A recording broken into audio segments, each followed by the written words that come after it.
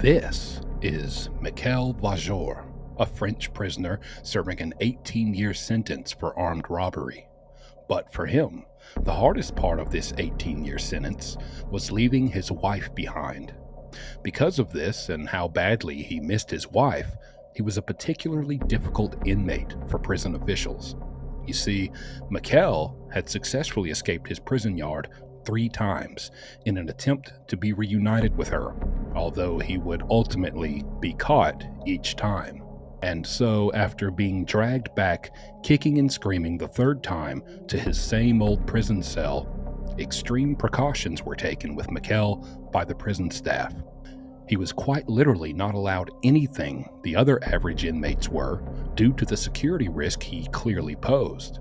In fact, all Michael could do now was talk to his wife, Nadine, during visits, and keep himself busy between said visits with the one item permitted to him: paint.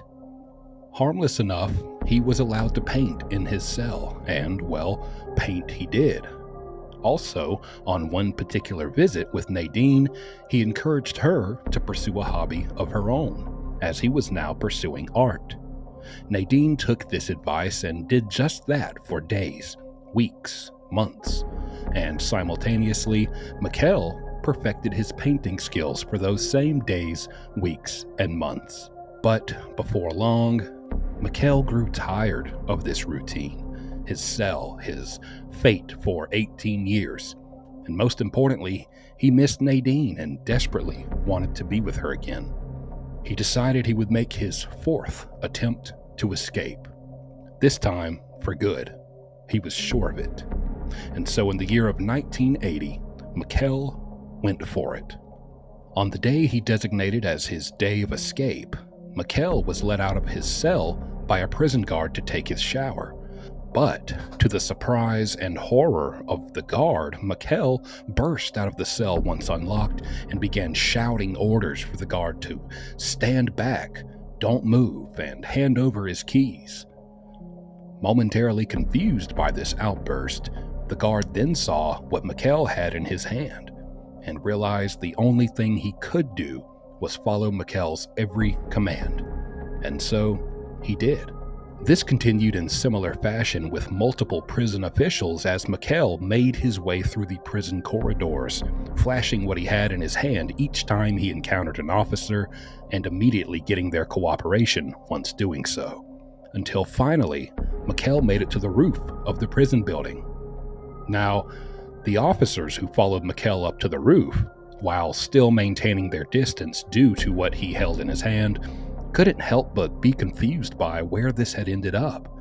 He had done all of this, such a bold and daring sequence of actions in order to escape, only to go to the rooftop, where there was no ladder, there was no staircase down besides the one they had all just climbed up, essentially no escape.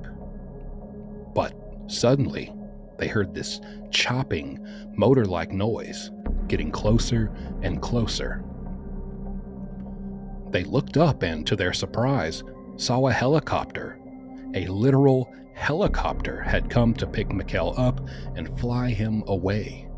And as this helicopter inched lower and lower, now close enough to allow Michael to climb aboard, they were shocked once again to see who was flying it. It was Nadine. You see, the hobby Michael had encouraged Nadine to pursue over these months was helicopter flying lessons.